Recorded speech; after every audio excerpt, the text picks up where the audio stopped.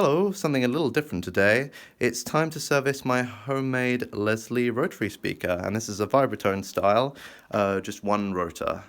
So what we're going to need to do is take the motor out, which means undoing this and that, disconnecting the wires, however that may be in your own Leslie.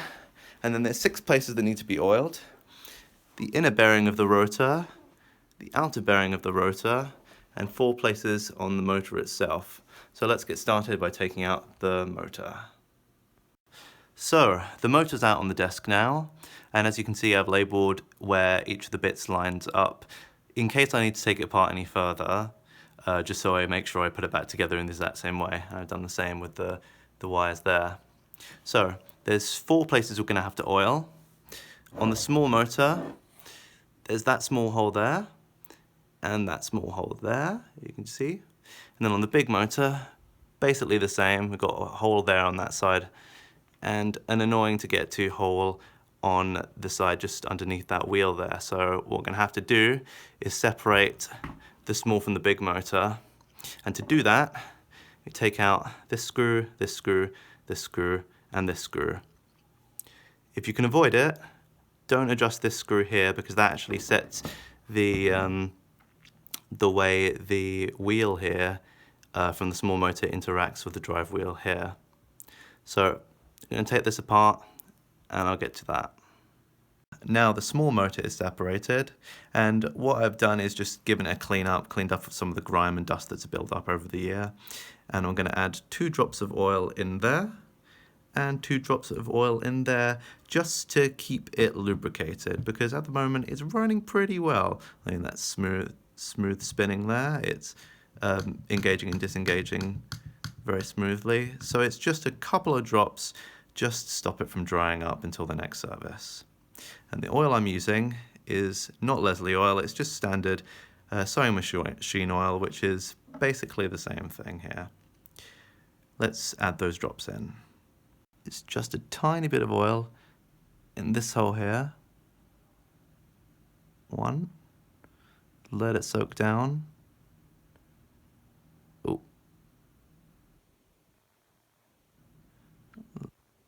Down. Run off like that. Just clean it off with a paper towel. I'm going to do the same on this side.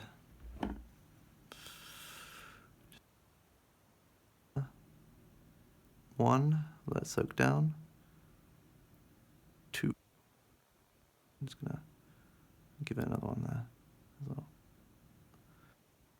I ended up putting a couple more drops than I thought I would on the small motor, but now we're on the big motor. We have 2 places to oil. 1 is just in there. You can see a hole with a felt pad, and that needs some oil. It even says so here, oil here. And on the other side, we've got the O-ring, which is looking pretty smooth. No point in replacing. So, but we can't get to the oil hole on that side unless we take it off. So there's a little Allen key there. I'm gonna have to take this wheel out. This has been loosened, so now we can take this off. But we still can't quite get to where we need to oil. So I'm gonna take out these 3 screws here. But I'm going to make sure that I put it back in the right place by labeling this here. Let's get those out. So the panel is off, and now we can see just in this hole there is a felt pad that needs to be soaked in oil. So I'm just going to get the oil again and drip some in there.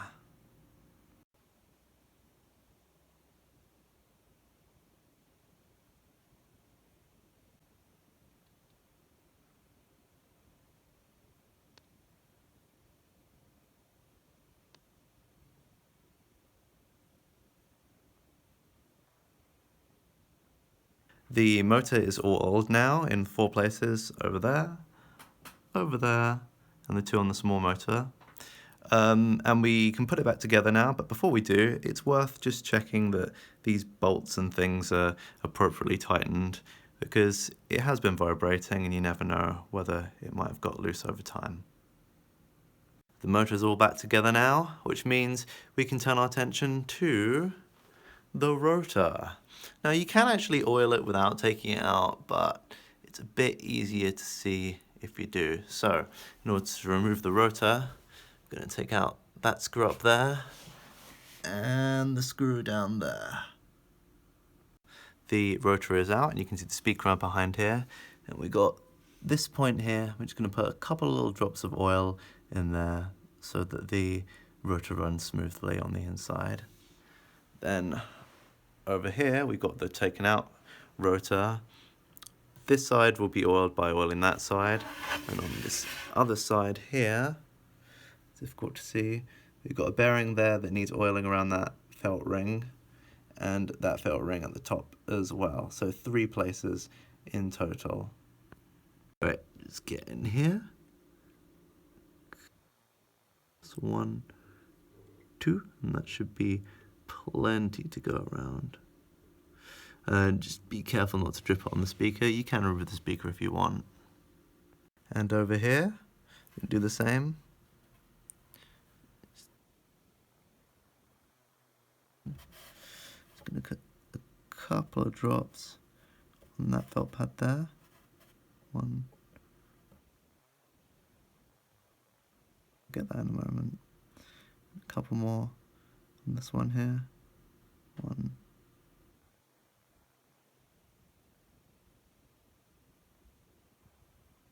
Just before we put the rotor back in, we've got the belt here. I've checked it through, and you just want to make sure that it's smooth all around. There's no big lumps or bits where it's clearly broken in the middle and it's just the outside on there. Rotor is back in and is mostly spinning freely. The belt's hanging, so it's not quiet, but you can see it's going around nice and smoothly. And while you're here, again, like with the motor, make sure these bolts and things are appropriately tight, because they will have vibrated over time and might have loosened. So the motor is actually now back in, but after adjusting the belt tension and stuff, I noticed there was a bit of excess noise on the rotor. So what I'm going to do is I'm going to take this center screw out so we can take the bearing apart fully and get some oil in the middle of there. Bearing is open now, and I'm just going to put a little bit of oil on the inside of that spinny bit and on the shaft here, and that should hopefully give a bit more lubrication and alleviate some of the noise.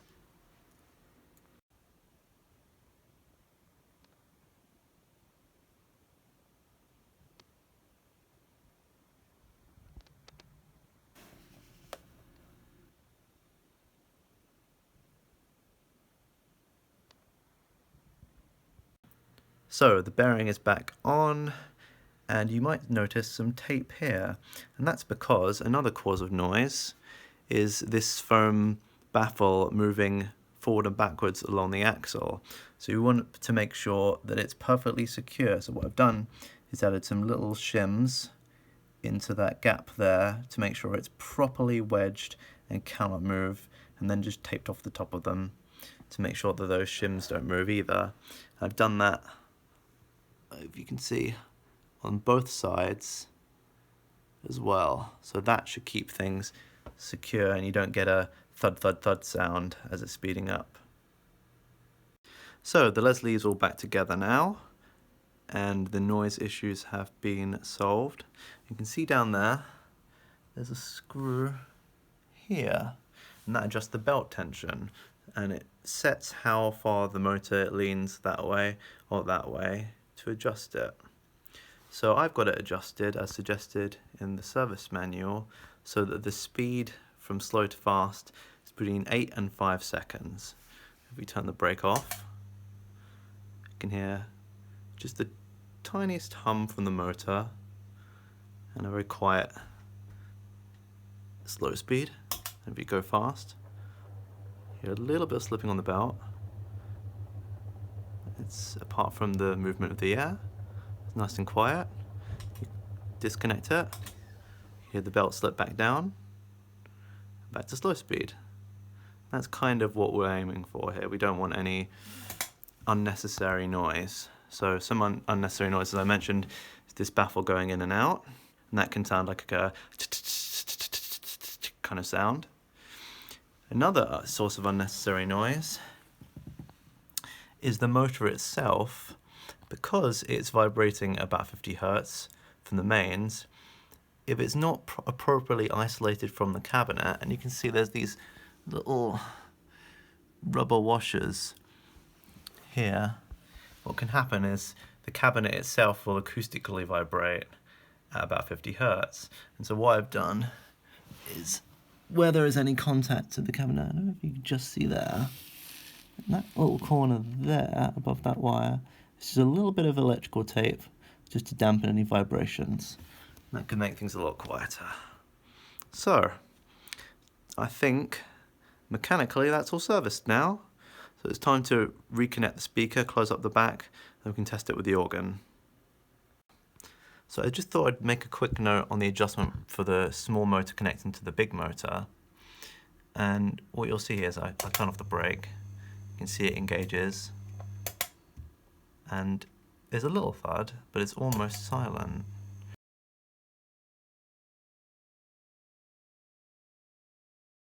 And what can happen is, if the adjustment is too loose, then this little metal bit here, when it comes out, will bottom out and make a clicking sound against that metal there, which is not what you want.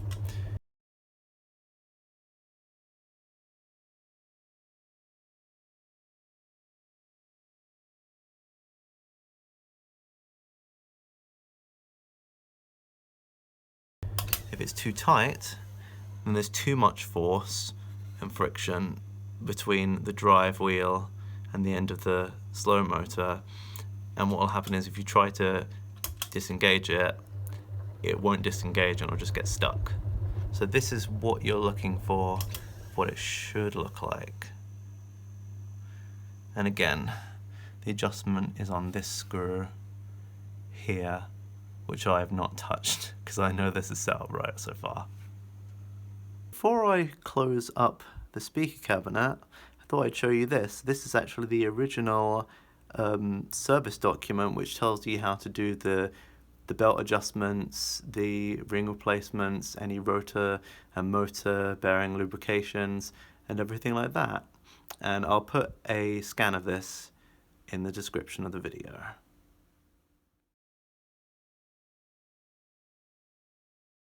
In case you're wondering what the back of the Leslie looks like, this is it. There's a speaker connection there. I'm running a G12-100 AVT guitar speaker, which is what I used in the original guitar cabinet that I used to use the organ before I made this. There, where the little blue dot is the belt adjustment nut on the other side. And there is the control panel where all of the relays and electronics are housed for controlling the motor speed, etc. Now, just close this up. And I've got a lot of screws to put back in. All reconnected now. And we've got Yamaha YC25D combo organ going into the orange micro dark amp head and into the homemade Leslie.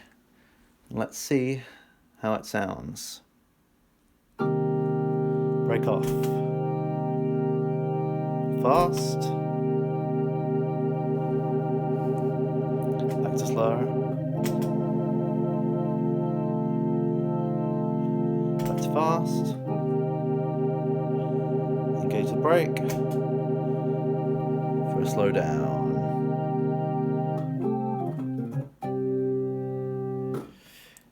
And I'd say that's all done now. I hope you enjoyed this video and you found it useful if you have a similar Leslie speaker with one rotor. And hopefully by the next time I service this, I'll have had some time to put on some side grills and the front panel. Hope you enjoyed it. See you next time.